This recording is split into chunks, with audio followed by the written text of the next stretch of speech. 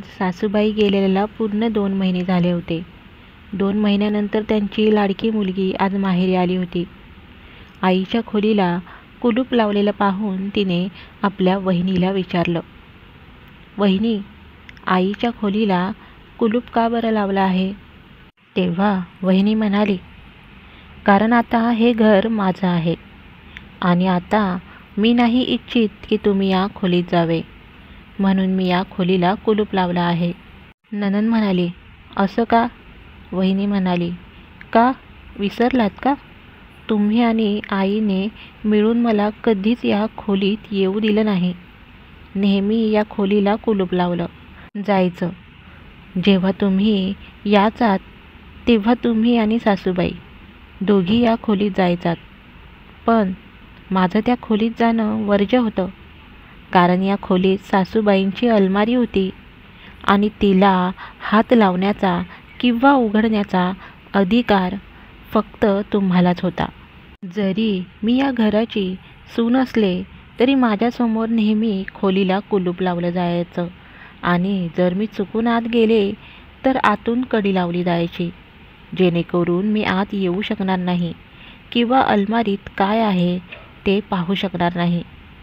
सासूबाईंना खूप अभिमान होता की त्यांच्या मुलीला माझ्यापेक्षा जास्त अधिकार आहेत आणि तुम्हीही अभिमानाने माझ्यासमोर अलमारी उघडायचात आणि बंद करायचात. सासूबाईंनी तुम्हाला इतकं डोक्यावर बसवलं होतं की त्यांना वाटलं हे असंच कायम चालू राहील. पण जर तुम्ही दोघींनी मुलगी आणि सून यांच्यात असा भेदभाव केला नसता तर आजही सर्व काही पूर्वीसारखंच चाललं असतं. पण आता या घराची मालकीण मी आहे आणि या घरात किंवा या खोलीत तुम्ही कधीच पाऊल ठेवू शकणार नाही.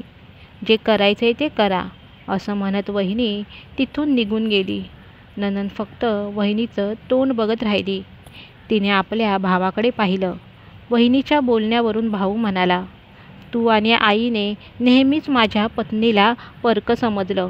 आईने कधीच विचार केला नाही की तिच्यानंतर हे घर तिची सून म्हणजे तुझी वहिनी सांभाळेल.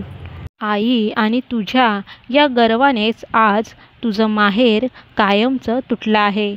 जेव्हा तुम्ही दोघींनी वहिनीचा आदर केला नाही तर मी आता तिला कुठल्या तोंडाने सांगू की तिने तुझा आदर करावा?"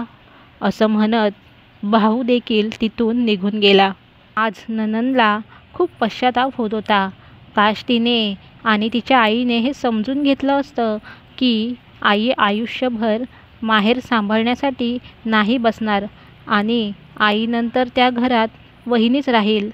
पण दुर्दैवाने त्यांनी वहिनीला कधीच घराची सून समजलं नाही, तर फक्त एक नोकर समजलं. शेवटी नणंद न बोलता आपलं तोंड घेऊन परत आपल्या घरी निघून गेली. तर मैत्रिणींनो, कशी वाटली ही तुम्हाला छोटीशी कथा? आवडली असेल तर नक्की कथेला लाईक करा, शेअर करा, कमेंट करा आणि चॅनलवर जर नवीन असाल तर चॅनललाही सबस्क्राईब करा. धन्यवाद.